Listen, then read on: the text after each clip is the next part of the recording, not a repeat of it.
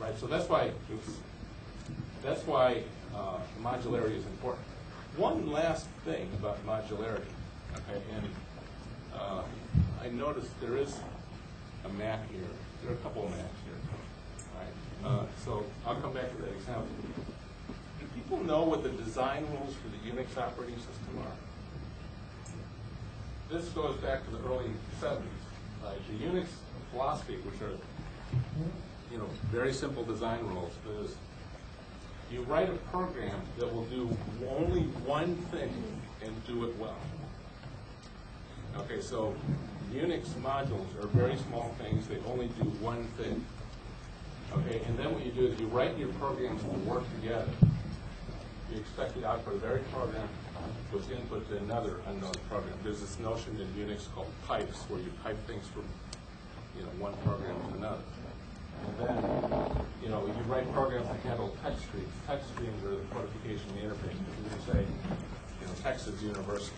Right? So a Unix kernel has a bunch of things stuck together, and then you can modularly add other pieces to it.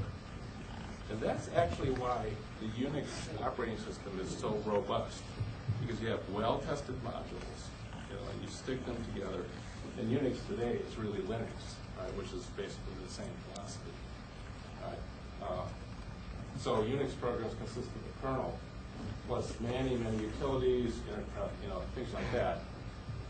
Right? Did you know Macintosh uses the Unix kernel? It actually uses something called FreeBSD, because Steve Jobs isn't like royalties. Right? So they use a Unix kernel underneath, and it's very simple to understand because it's very modular. And then they write a software layer on top of it. Microsoft Windows, in contrast, is a big monolithic operating system, and it's often said inside Microsoft and outside Microsoft, it's so big and complicated that no single person understands it. So then you hear a lot of criticism. Well, you have a Mac. Good. So you hear how the Mac operating system is more stable than Windows. Right. Well, a lot of it has to do with its design philosophy and implementation of design rules and modularity. Right. So it's interesting. This modularity shows up in a lot of different places.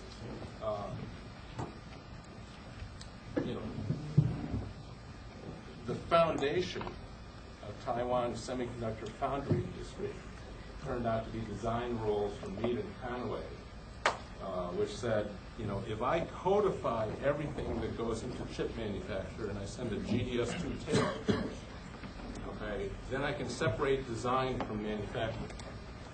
Okay, and so it's led to an enormous value chain shift. Taiwan's been extremely successful in it, but it's all founded on modularity. Actually, one of the interesting things that we're studying right now, I'm very interested in, how many of you have been in fabs or you know about how fabs work and stuff like that? Okay, well, there's a very interesting thing that goes on in these fabs. They're very big and very complicated. Silicon fab, like TSMC, that's probably the most complicated manufacturing process on the face of the earth. Very complicated. So what they do is they say, we're going to standardize the interface between various tools, and we'll always transport the wafers using a standard carrier, so that you can go to one tool or go to another tool. It's all modular interface. So then all the same effects happen. You get people who compete at sort of the commodity tools, okay, and then people where there's a lot of complexity inside a particular tool can have high margins. So lots of big value chain shifts. So modularity shows up in a lot of different places.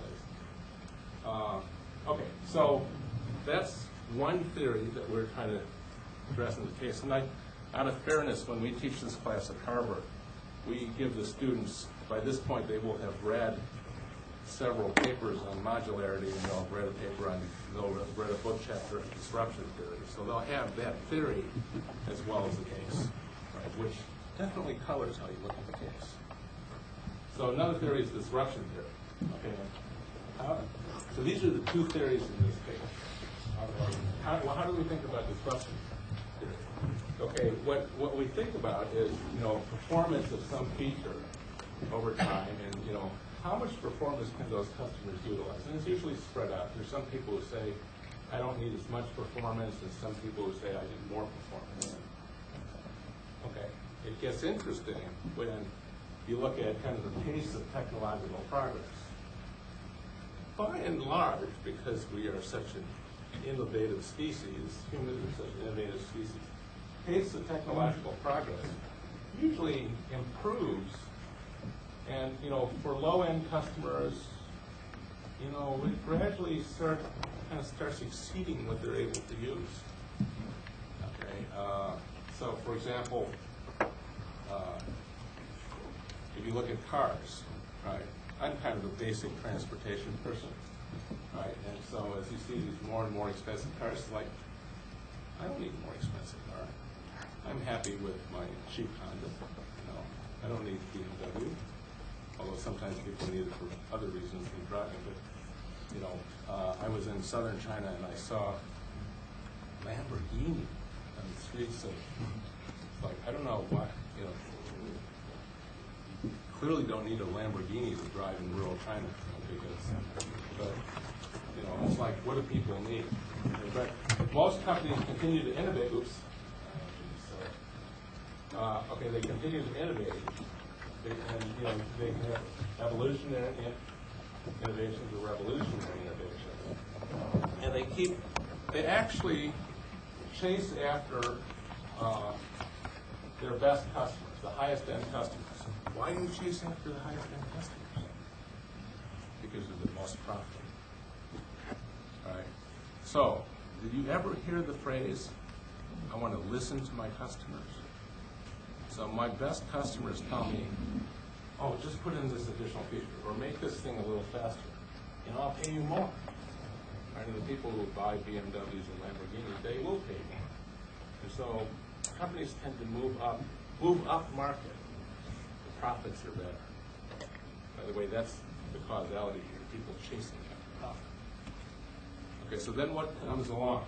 Then along comes disruptive innovation. I have to talk about the U.S. market because I'm most familiar with it. Right? When Toyota first came to the U.S. market, their cars were really junk.